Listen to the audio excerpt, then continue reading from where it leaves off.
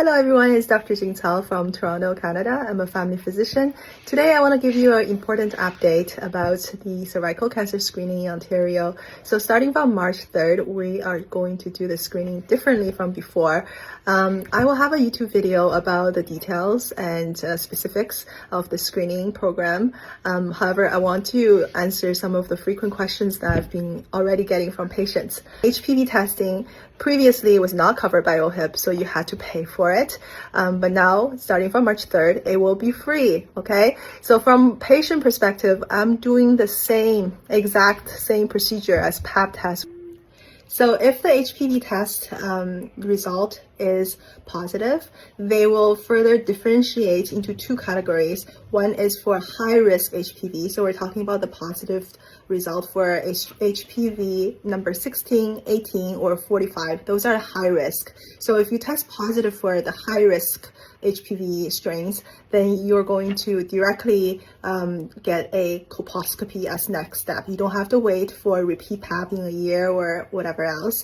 And if you're testing positive for a low-risk HPV strain, then we're going to take the same sample, the sample that we have already in the lab, and they're going to do the Pap test on that. If the Pap result is significant enough, then you go on to have colposcopy.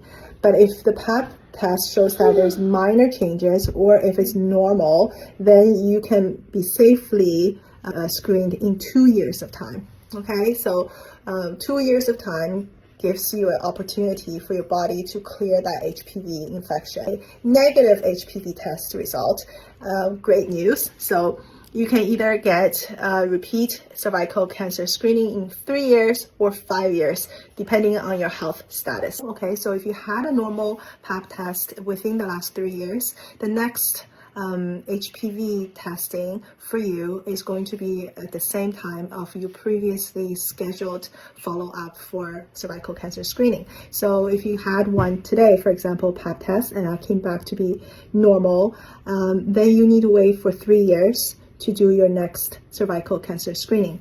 And if you had an abnormal Pap test in the past, I suggest you talk to your doctor to discuss when you start HPV testing. And finally, a special message from my daughter. Please like and follow!